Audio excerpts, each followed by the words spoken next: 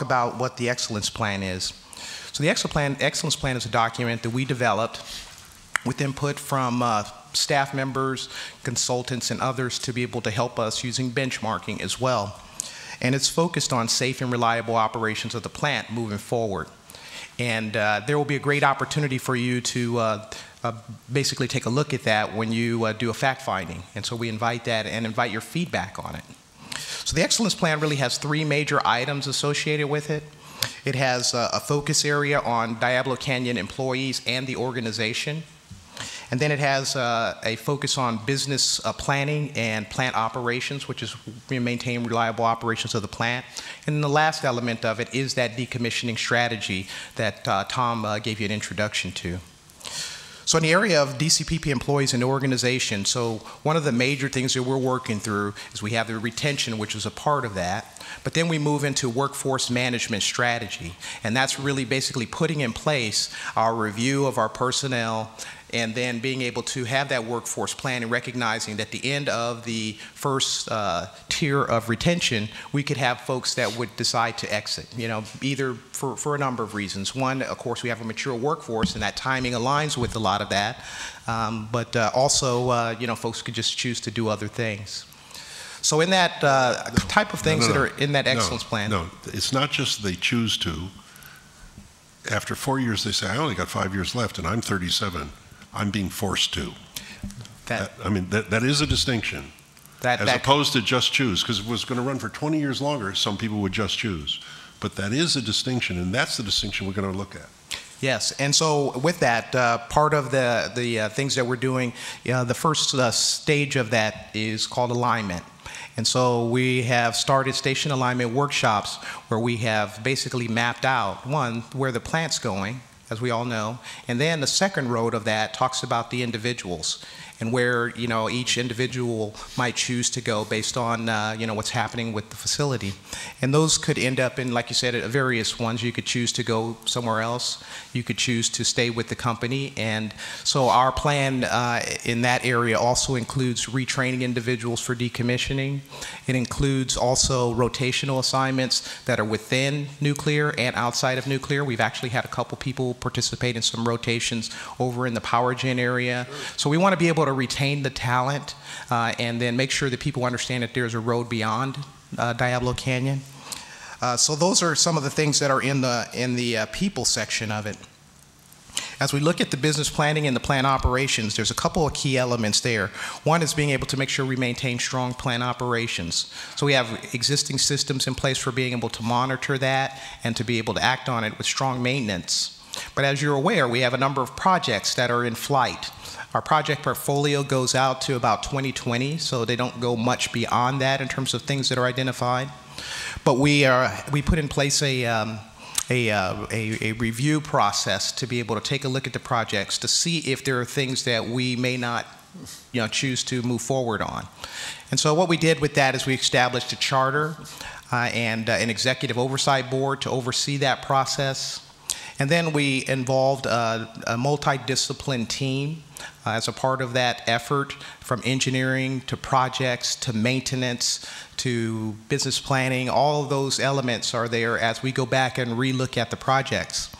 Our first milestone for being able to evaluate those projects is this fourth quarter. So by the end of this fourth quarter, we will have evaluated the projects that are in 16 and 17. So it's really kind of the first tranche. Then moving into the next year, we'll evaluate the projects that go beyond that. And we expect to wrap that up around the first quarter of next year. Once those projects are reviewed, and we don't anticipate that there'll be a large number of things that we decide not to do because the project portfolio doesn't go out beyond 2020. Then we'll make we'll assess those and evaluate those and make those decisions. So, and ensure that we have appropriate bridging strategies as well for anything that we decide to cancel. So those are the kind of things that we're doing as a part of that. The other thing that we're looking at too as a part of that is our supply chain strategy.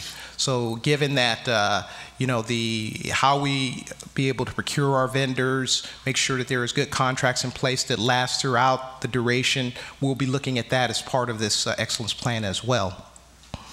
And then the decommissioning that Tom went over, I think he did a great job of it. I'll add to that just to say that this is really looked at into 3 phases. So phase 1 is what Tom talked about, which is really the pre-planning phase, which is standing up our organization, being able to put the shell in place to be able to begin all of the benchmarking that we need to do, because there's not a lot of decommissioning activities that have gone all the way through, as you're aware, of our magnitude and size.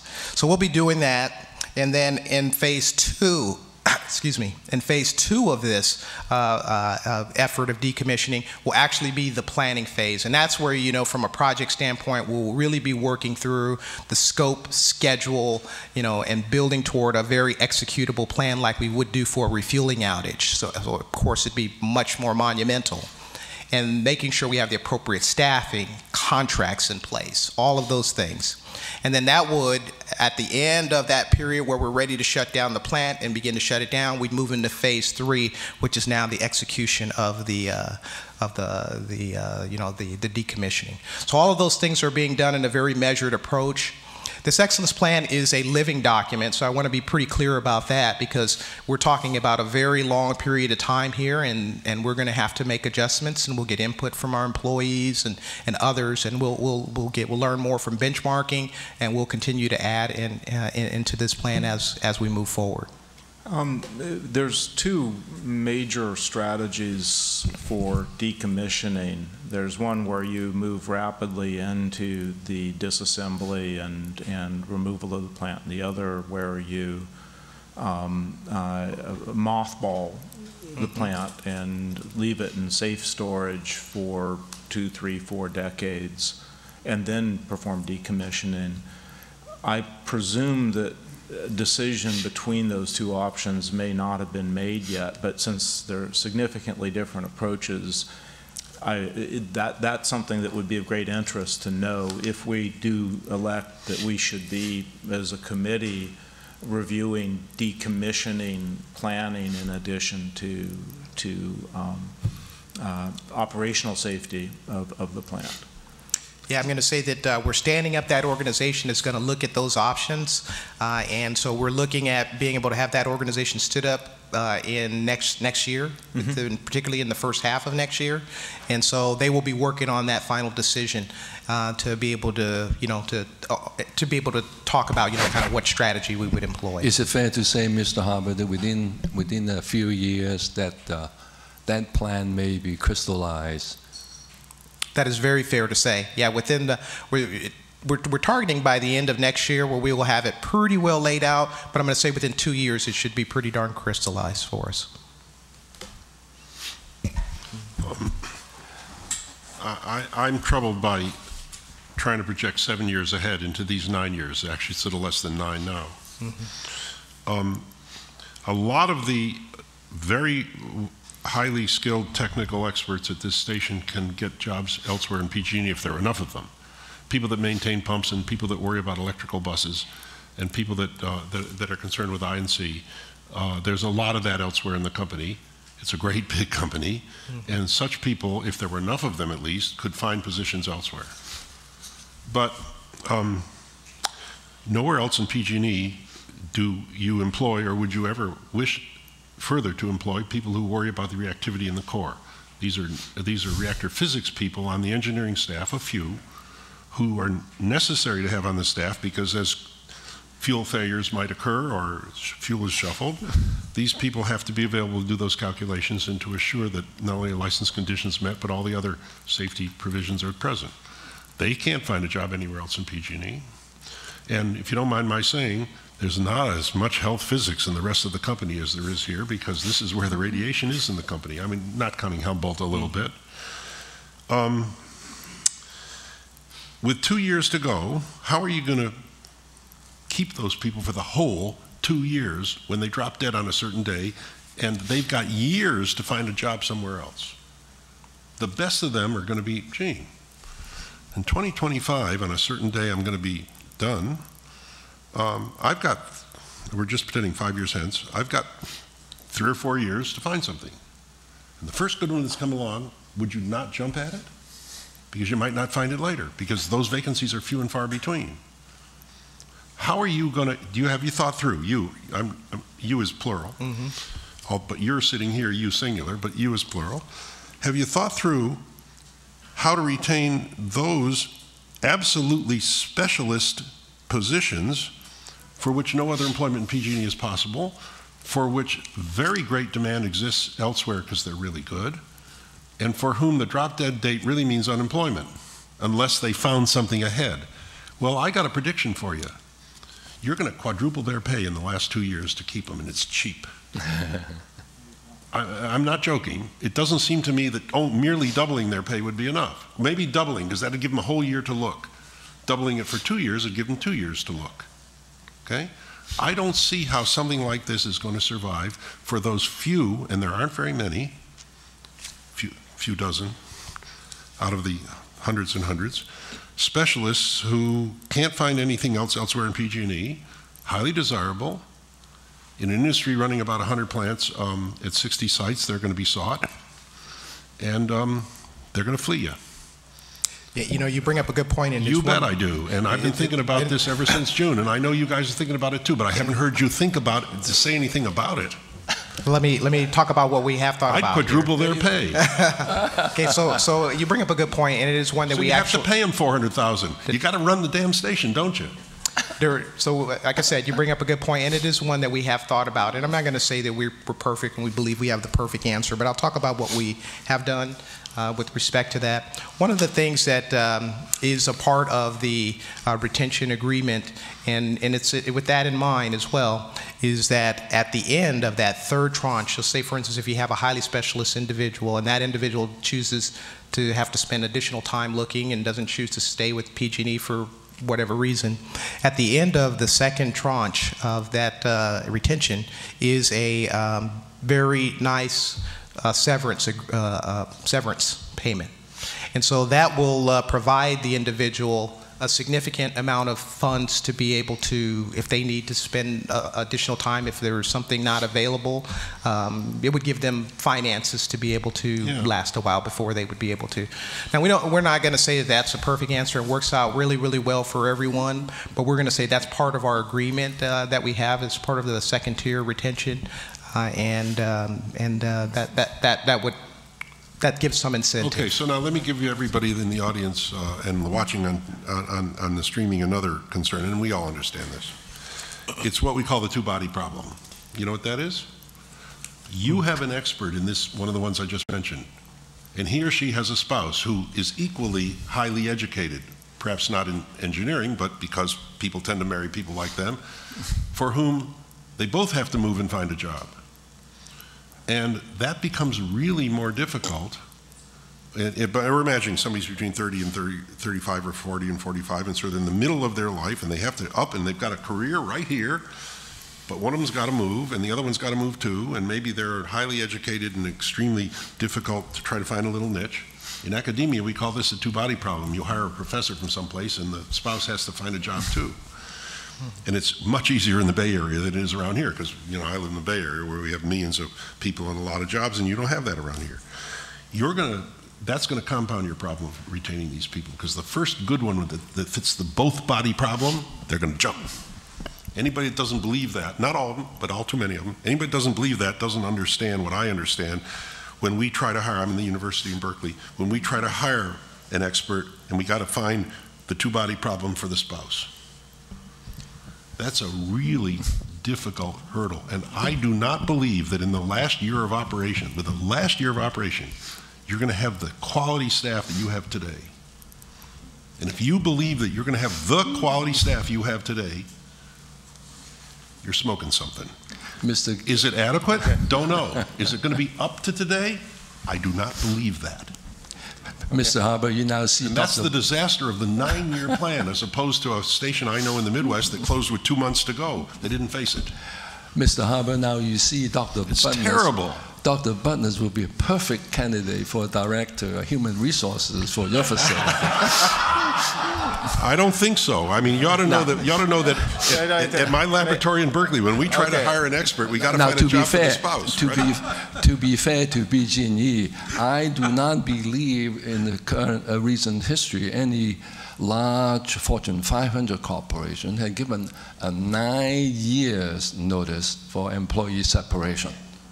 To be fair to PG&E, and I mean, what Dr. Butler's insightful idea are certainly worthy for your consideration, but the 9 years separation is unprecedented. Right. So may I offer just some observations that relate more directly to this question of retention? I do think that the plans for decommissioning will be important. For example, decommissioning does require health physicists. Yeah. When we've done similar activities, of course, not as many, but you're right. So sure. I think that the plans for decommissioning are important. But the other element is that there's going to be some issues related to the timing of spent fuel transfers from wet storage to dry over probably a 5 to 10 year window following the cessation of power operation. And I think it's good for us to spend a little bit of time thinking. As you know, we've raised this question. At some point, when you decommission a spent fuel pool, you lose that capability to handle canisters, to open them for inspection, to do other things, which has some potential safety implications. So this leads me to conclude that the committee probably should actively engage the review of the decommissioning plans for the plant, both because of the fact that they can impact staffing retention, and then also because they can impact the future options with respect to managing spent fuel on the site. And I think that probably we should plan to add a specific item to our open items list that relates to review of decommissioning activities. Yes, indeed. Or decommissioning plans. Does that make sense? Yes, yes. Would Mr. Waddell take that responsibility, adding that item? Dr. Butler, do we have a consensus on that suggestion? Okay, thank you. So now I have another concern of comparable importance. I'm going to give you my example. In 2002, my wife and I were moving from Berkeley, where we've lived for 50 years, to Washington, D.C. for 2 years. And we had a very old car that we were about to sell. We just said, we're not going to take it to Washington. We only needed one car in Washington, by the way, and we had two, so we were going to sell one. And with 4 months to go, we had a transmission problem. And if we weren't moving, we would have spent $1,000 on a new transmission. But instead, we spent $100 on a patch and hoped. The hope worked out, and at the end, we sold the car. Okay? Understand? Understand? Now, and if the hope hadn't worked out, we would have had to, junk the car, give it to somebody that had to, had to pay the $1,000 for the new transmission, which the new owner would have to do. Now, I'm imagining there's 6 months to go, and something like that comes up here. And if the plant were going to run another 20 years, you would invest to make sure that the best quality went in. You're not going to do that with 6 months ago. You're going to put in a patch. It might be adequate. By the way, the car ran, and it was safe. It's not exactly safe, because if a transmission fails on the freeway, you don't want this. It's not exactly safe. We took that risk with our eyes open. But with 6 months to go, or 18 months to go, it is inevitable that decisions like that are going to be made differently than if the plant were to continue to run. If I was the NRC, I'd be thinking about that now. And I am the Diablo Canyon Independent Safety Committee, so I am thinking about it now. And I think you people have to be clear now about what you're thinking about that. All right? Because it seems to me that the only honorable thing to do would be to, back to my analog, is for me to have spent the $1,000 on that transmission, because it was in fact a safety compromise. Transmissions fail on freeways, and this is not a safe thing. Okay? We took that risk. You shouldn't. which means that you have to spend that money even with 6 months to go, even though it'll look like it's wasted. Because otherwise, this is a safety compromise, and I don't want that safety compromise, and the public deserves not to have it. Have you thought that through? Now, this is a challenge for you, because I know you haven't thought it through yet. But I'm worried that investments in longer-term thinking about plans to do things which you would do with 30 years to go, 28 years to go, won't be done with 8 years to go. You're not even going to do the planning for the thinking for the approach to the long-term thing, because you know it's not going to be there if this plays out the way it's projected. And it seems to me that this is likely to produce an unquantifiable but surely present safety compromise here and there, perhaps in a lot of places, which inevitably could bite you. Hope it doesn't. We ran that transmission and it didn't.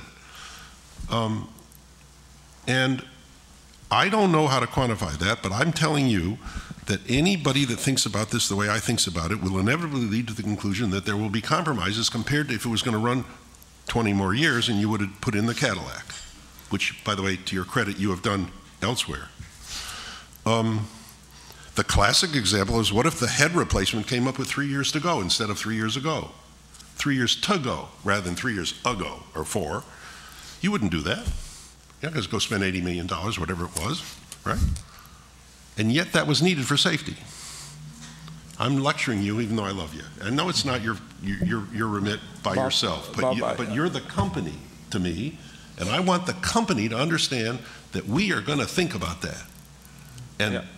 I'm worried that inevitably compromises will escape everybody, including the closest scrutiny of people who are able to give you that scrutiny, and that the safety will not be as robust in those last 2 years as it would otherwise be. Yeah.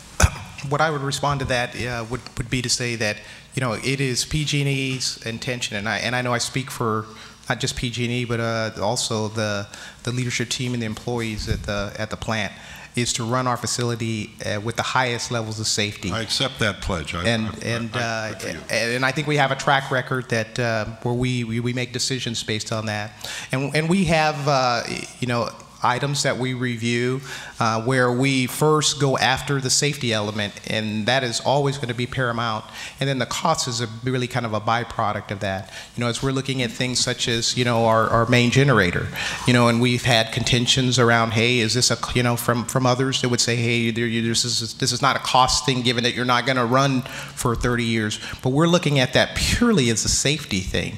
Is this going to operate safely for our power plant and make sure that it's going to run reliable, and it's going to be able to not hurt people, and it's going to be able to run and provide our customers the value for, you know, for the facility. So I'm going to tell you that I can speak unequivocally and say that that is at the paramount of our decision making, is to make sure that safety is number one, and our ability to run reliably is absolutely critical for us. Okay, so let me accept that pledge. Let me accept that pledge straight. Hold on.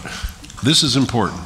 I trust that the pure heart of people like Ed Halpin and Jim Welch and you and Gerald, the senior management team, feel that way. God bless you. I really do trust you. I don't think that you're going to do something like that. But I'm concerned, and it's not because you won't be here, although you will be, but it's not because you won't be here, but because the sort of decisions that you will sensibly make, can't produce as much safety in the last 6 months as if the plant was going to run to the end. They can't. It's just impossible. You're not going to, with 3 months to go, spend the $100 million, are you? So of course it's true, pure heart or not. And I'll give you the pure heart part, you know, without reservation. By the way, we're watching, but I'll just stipulate that for the moment. I'm still worried. And if anybody here isn't worried, they're fooling themselves.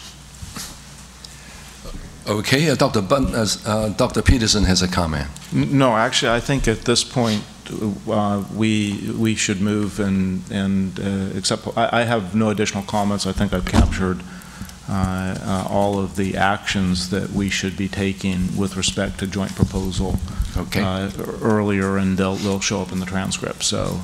Okay. And so I think at this point I'd recommend that we open public comment on this presentation? Yes, indeed, Dr. Peterson. We now